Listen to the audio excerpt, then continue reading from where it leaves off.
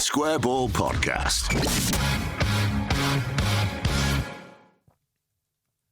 Hello, welcome to the show. Down with you, with Michael, with Phil Hay from The Athletic, in a show that is brought to you by West Yorkshire Electrical. Yep. Anyway, you have to more than that. If you've got more than that, that would be good. People think you're pretending to do that. You're not, are you? You just weren't ready. I thought you'd team me up in some way rather than just say, like, over to you. Just keeping you on your toes. All right, cool, yeah. It felt like it was going to be a really good standoff, that. Normanton basically said, I've got nothing left. Tumbleweed coming through the middle. I mean, I don't feel like I have, Phil, to be honest, at this point in the season. But West Yorkshire Electrical have got things to give all summer long. Best time to have your roof fixed when the sun's shining. Correct. And it is today, isn't it? So they can do that as well. Roofing, panels, solar panels, all the stuff you need in summer. Yep. Good. I had an electrical issue. Genuinely had an electrical issue in my house this week. RCD had tripped off. You didn't mention it to me. I spoke to Jamie. I genuinely spoke to Jamie at West Yorkshire Electrical. It said, this, and this. Don't worry, it's fine. And if there's any further problem, come out and see to it. Oh, it's very good. And it was sorted within about an hour. So that's how good it is. And that was about 8 p.m. as well. So work all hours. Well, there you go. Don't ring him at that time, generally, I wouldn't say. Not as a rule. Not as a rule. But anyway, wyelectrical.co.uk for details. Specialists in renewable as fully accredited. Oh yeah, it's me that makes a mess of these reads. It's because I'm looking at you. You've put me off with your unprofessionalism. Anyway, all that, wyelectrical.co.uk for details. Into the show, and it's the playoff semi-final, Phil, on Sunday. You're looking forward to that? You're going down to that? Nice early start? Smile, it's the playoffs. Have you ever seen the film American Beauty? Yes. Must have done. You know the bit where they go to whatever the equivalent is of McDonald's, and he pulls up and there's that woman serving who is sick of her life, clearly, and she says, "Smile, you're at Mr. Smiley's." It's a bit like that, really. Yeah. 12 o'clock in Norwich, playoff semi-final. I will be there. Yes, that is very early. Did you see that Norwich appealed for their fans to create a sea of yellow this week? Certain ways of doing that, yeah. Yeah. Once saw a film like that. Shocked me. Absolutely shocked me. So It's not quite the Dortmund wall, is it? No, get there early and create a sea of yellow. Well, there you go. So that's it's a long way, so I might well be getting there late-ish and will not be contributing to that. High-performance playoffs, of course. Yeah, Jake Humphrey will be there, won't he? Yeah, he was saying some stuff about Norwich this week, which I don't have to hand. So Shane Duffy's had a high-performance couple of days as well, hasn't he? As that might be in the criminal system, should we avoid speculating on that? Well, he's been charged. Right. So you can say that. Oh, yeah, even more so. Yeah, we were speaking about legal scrapes and how to handle them before we came on air, weren't we? Yeah. And tread cautiously. We will wish him the best and hope that resolves itself in a manner. Do that cliched thing, apart from 12 o'clock on Sunday. Yes. But yeah, 12 o'clock, it feels like an early start. Have we fared all right with early starts? I don't like early starts. It doesn't feel like you get going. Doesn't feel like anybody's got themselves up to full speed before it's finished and you all go home. But then again, it's only half of this tie, isn't it? And I guess the real meat of it will probably be second leg, 8 p.m. at Ellen Road, when everybody will be wide awake. How are we feeling, gentlemen? I'm all right. I was sort of more concerned with getting the details of how you're going to be getting there, because that is an early start. What time does the Athletic helicopter land on the South Lawn? It will be around about 10. 6. About 10, yeah. Fly you down and then... You're right, actually. Could get there in about half an hour, couldn't you? Yeah. But no, how's your Daft newsletter getting on? It's all right. Thanks, mate. You enjoy today's? No. Did you read today's? Although it did involve, at the time of recording, the downfall of Bayern Munich in the Champions League, which I'm all for. Yes. Until they hand back that 1975 European Cup, which is ours. Yeah, did you see that Leeds had tweeted that goal, the disallowed goal from the 75 Cup final today? Oh, did they? Good bit of trolling. No. Excellent stuff. Nicely timed. And no, I will be in the car Sunday morning. Long drive, but that's life. I'm not feeling well. Is the truth? So I don't feel positive about this at all. I need to pull myself around here, but right now I just think 2-0 Norwich. A friend of mine, Wayne, texted me this morning and asked, "How are you feeling about it?" I was like, "Do you know what? I don't know. I've got no particular strong emotions on it either way. I wouldn't be surprised if we went there and won 3-0. I wouldn't be surprised if we went there and lost 3-0. I wouldn't be surprised if it turned into a bit of a grind." I have no gut feeling for it at all, and I wouldn't be surprised if Farke doesn't have much of a gut feeling for it, if the players don't, if the hierarchy at Leeds don't either, because it has been it's been one of those periods the last 3 or 4 weeks in which they haven't looked good. They haven't looked like they're in the sort of shape you need to be in for the playoffs. But you remember that they've played considerably better a lot this season. And if they do play considerably better, then they'll have every chance of beating Norwich over 2 legs. It's a really difficult tie. We were trying to discuss, weren't we, last weekend, whether West Brom or Norwich was the opponent you would have taken. And I'm still not sure. I think I get the feeling that Norwich has the potential to be a wider scoreline one way or the other. I think the West Brom game would inevitably have been very, very tight because of the way they play and because of what Corberan does with them. But I don't know which one of those really favours Leeds at the moment. And neither do you. No, so we don't know what's going to happen. We don't know how we feel about it. Thanks for tuning in. Yeah, sometimes it helps to go into the playoffs with form. Sometimes it makes no difference. Sometimes it's good to finish third, but it feels terrible to finish third. So what difference does that actually make? As I was driving through, I was trying to stack up on one side the sort of happy playoff memories, because there's never been any ultimate happy playoff memories because it's always ended in defeat. But, you know, there have been moments like House and everything else, and then the sort of unhappy ones on the other side. And it's not as if you don't have some in both camps, but it does feel weighted towards the negative aspects, I would have said. And I don't know, as time's gone on, I've just kind of seen what the playoffs do to Leeds and what it does to the city and what it does to the supporters and how everybody feels about it. So I saw Simon Grayson at the game before the Southampton game. He was at Ellen Road doing punditry for Radio Leeds, I think. And he was talking about how Preston used to have this shocking record in the playoffs and how he'd managed to crack that.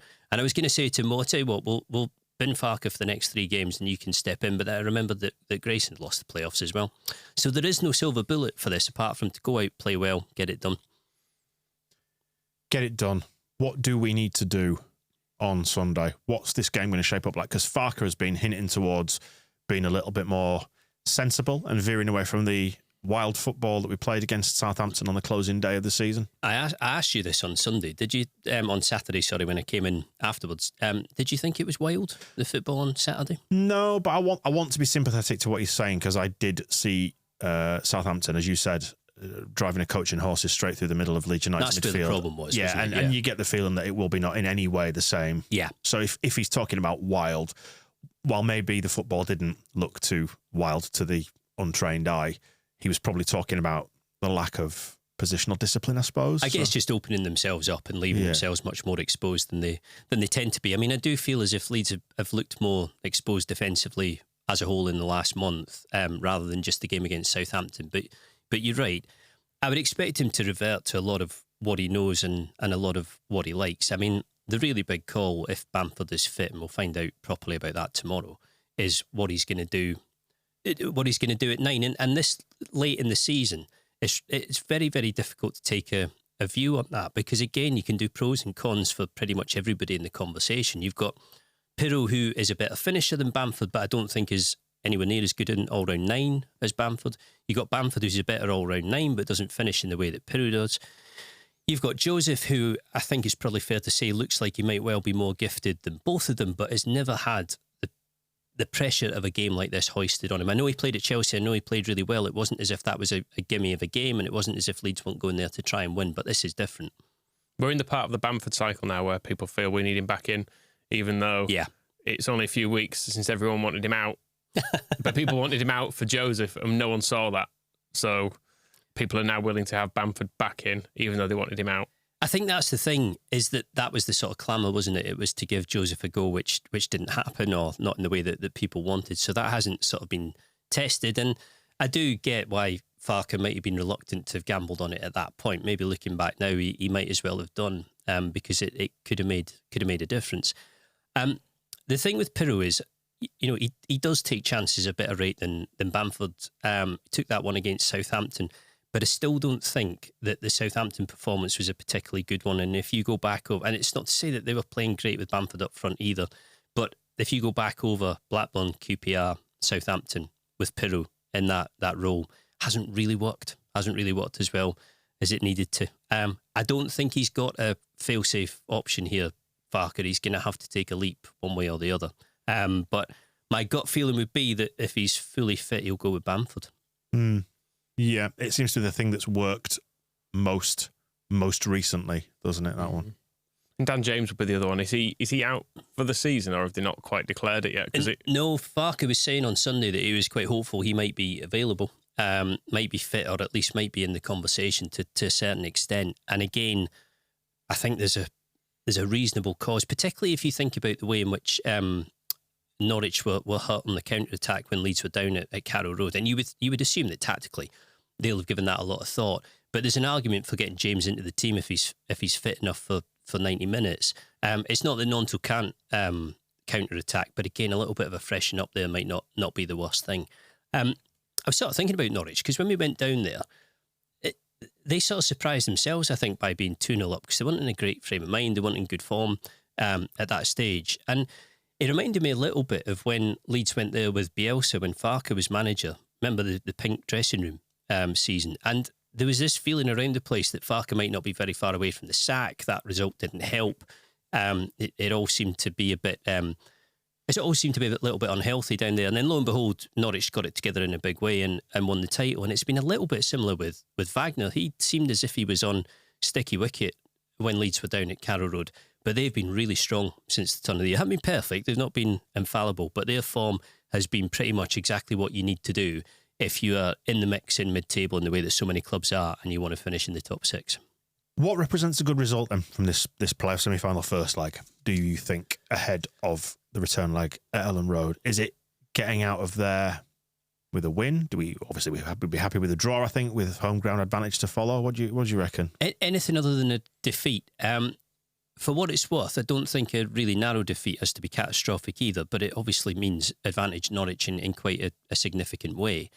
I think the thing that has to be avoided on Sunday, and the thing that could happen if Leeds don't play well, if you've watched Norwich this season, you'll have seen they've got a bit of this in them, is that it goes the way that it did at QPR, where they just don't get into it. They concede too many goals, and if not out of it by the end of it, the pressure intensifies and brings them back to the one place where you just do not want to have excessive pressure on you, particularly in the playoffs. I think Farke would be very happy to come away from Carrow Road with a draw. I'm not saying he'll play for it, but I think I would see that as a good result. And if they win down there, then a little bit like the end of the international break, it's there for the taking, isn't it? What about you, Michael? Happy with a draw? Does it need to be a win? No, draw. What about a 1-0 defeat? No, draw. You offered me a draw a minute ago. You can't offer me a 1-0 defeat now. Yeah, I'll take the draw. You take the draw. 1-1, job done, as someone once said. Is it as much about the result? I mean, obviously the result matters, but it's the performance, isn't it? I think what everybody's fearful of is we just see this collapse repeated, this defensive kind of porosity where teams just see... Porosity? Is that a word? I don't know if that's a word, actually. I'm not entirely... I know what you mean. No, I don't think I'm having that. Porosity, yes. Is it? The quality or degree of having minute spaces or holes through which liquid or air may pass. I don't know if you saw that midfield, but they were not minute spaces. Fucking wide open, wasn't it? No, I was going to, just basically say, does it need to be defensively tighter? And we just we cannot repeat, not just defensively tighter, but a sign that this is going to work is what I'm saying. Because it feels like Farke's plan has been stress tested in recent weeks, I think is what I'm getting at. And it hasn't stood up to the test at all. It just, it collapsed at QPR. And do these lot have it in them to get it back? And the one thing I suppose I'm falling back on and hoping now is that we saw what happened heading into the Derby playoff game. And I know that turned out in the worst way possible. However, we absolutely trounced them in that first leg. And everyone was really, really worried going into that because the end of that season hadn't been great either. No, it's true. I think a lot of this feels psychological. It's not to say that none of it's tactical, but I do remember in those latter stages with Bielsa towards the end of that 18-19 season, the performances not being great, going to Brentford where they had to win and not really getting into that at all. It did feel like they were quite severely going off the boil. And then you're right, away at Pride Park, they were, or whatever it's called these days, they were really excellent, controlled that perfectly, and tactically it was really, really good. And we'll just forget about the second leg. The performance has to be better, because if it isn't, then they'll lose the game. I think if they play like they've played in the last, certainly the QPR game and the Southampton game, then they'll come under a lot of pressure against Norwich. So yes, the performance matters. It probably matters for the players in terms of their own confidence at the moment. And it does matter to an extent for perception as well of how Leeds look and how confident people like you can feel in them. But at the same time, it's predominantly about the result, isn't it? I just think the two are totally connected with this. I don't think Leeds will go to Norwich, play poorly and get away with it. I think one of the side effects of that performance of the midfield being wide open against Southampton was people saying, Ampadu needs to go back into midfield. Would you be tempted to do that or just keep that defensive partnership intact? The problem is that if it's not Ampadu, it's going to be Cooper, isn't it? And when he put Cooper in there against Watford, it wasn't great. It didn't work. Leeds conceded twice. You remember particularly that goal, the second goal where Cooper was claiming for offside with people behind him, and the structure of it had suddenly gone. And the thing about Cooper is that he, I know there are people out there who don't rate him generally. I always think over the years, quite a lot of the criticism of him has been pretty unfair or hasn't been particularly nuanced. But he's not going to be, and particularly at this stage of his career, someone who's going to benefit from hardly playing, which he hasn't all season.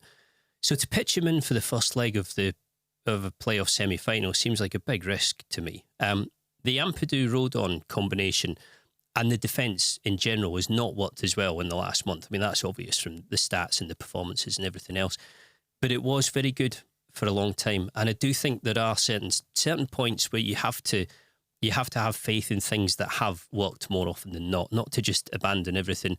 I mean, you could do all sorts with this, couldn't you? You could gamble on Joseph up front. You could push Ampadu into midfield, just rotate it over and over again, make all sorts of changes, because nothing has quite worked for you in the past few weeks. But I think as a whole, and I think Wagner would take the same view with Norwich, you do have to kind of stick to some sort of plan and some sort of understanding of what's been going on for most of the season. Because, again, it's not as if a lot of this season has been poor. It is 90 points, and I know this 90-point discussion seems to be tiring people out, but it is a fact.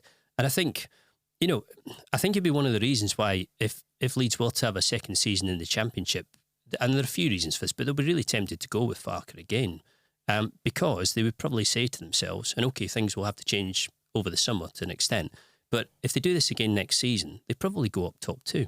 Yeah. But it's this season we need to deal with, isn't it, Phil? Very much so. Yeah. There's always it's the short blanket dilemma, isn't it, with Ampadu, that you can't have him in midfield and defence at the same time, when actually you kind of want an option of both bits. He's covering his head or feet. You get to choose one or the other. Well, they used to say this at Spezia in Italy, where he played, that amid this debate of is he a six, is he a centre back, what's best with him, it would be ideal if you could have two of them and then just play one in both positions, really. And I don't think I'm necessarily coming out of this season 100% convinced about what is his best position. I suspect it is holding midfield, but he's played really well at centre back as well. So it's not particularly obvious, but one way or another, he's in the team. Do you think Roberts potentially comes back in for some of the playoffs at least? Because we've seen Byram's fitness, he's not necessarily always the best, and you maintain the Gray option in midfield then as well. I guess even if he's just coming off the bench, it gives you an option there.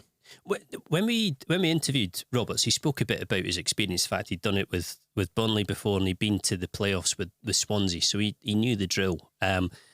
And he is an older voice in the dressing room.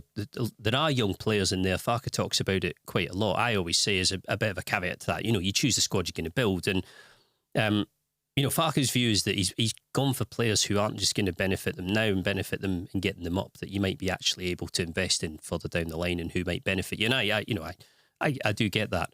But you do need that little bit of nous in your side. And yeah, on that basis, I mean, aside from the fact that he's a good right back, Roberts, very good right back in the Championship. He does have a bit of know-how that isn't necessarily prevalent in the rest of the squad.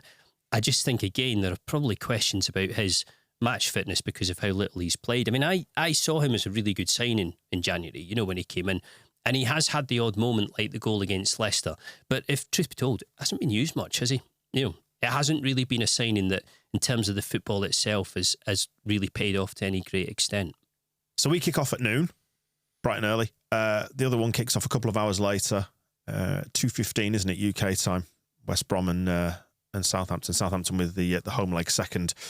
It's kind of weird, because how through the back end of the season you're constantly looking at other results and other games, and I've had several Saturdays where I come in to record with you and we've watched the end of like an Ipswich game or whatever else because the tables mattered, depended on it and everything else.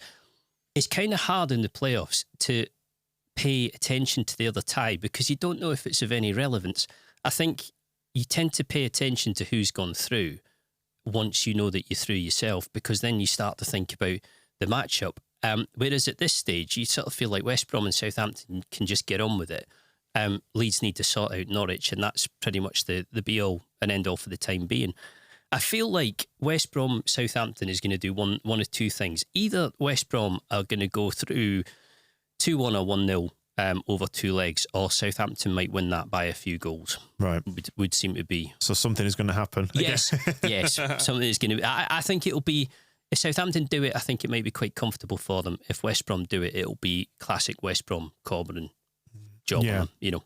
I think we said before, didn't we, on one of the shows last week, I think the preferred outcome is probably West Brom here, isn't it? I think they're the weaker side out of the two, given what we saw at Ellen Road on Saturday. Southampton have taken us apart for at least portions of both games, haven't they, in a way that is a little bit concerning. Whereas West Brom, actually, despite us having got 1 point off them, we've sort of looked better than them still, in a weird way. I don't know. I feel like we definitely have better players than them. I'm not entirely sure if that's the case with Southampton. Yeah, I thought Leeds were the better team when they played in August, and I do think that game's a little bit of an irrelevance because of everything that was going on around about it. The game in December that Leeds lost just felt massively turgid.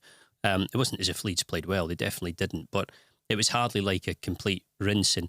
I suppose the thing with Southampton is that they do have this tendency, sometimes out of nowhere, to just completely vanish, you know, and get absolutely hammered in the way that they did it at Leicester. Must be awful, that, Phil. Well, yeah, but I think if they play to their full potential and West Brom play to theirs, then Southampton win that tie. In the same way that's true of Leeds and Norwich. But you've seen the playoffs not go like that so many times. Yeah. I'm trying not to get too worried by these. What will be, will be. I am a bit que sera about it now. Yeah, you are now. You've been watching from the toilet at 1:30. Yeah. Yeah. But my hope's not risen yet. And I wonder if it will. It's the hope that does that to me, though.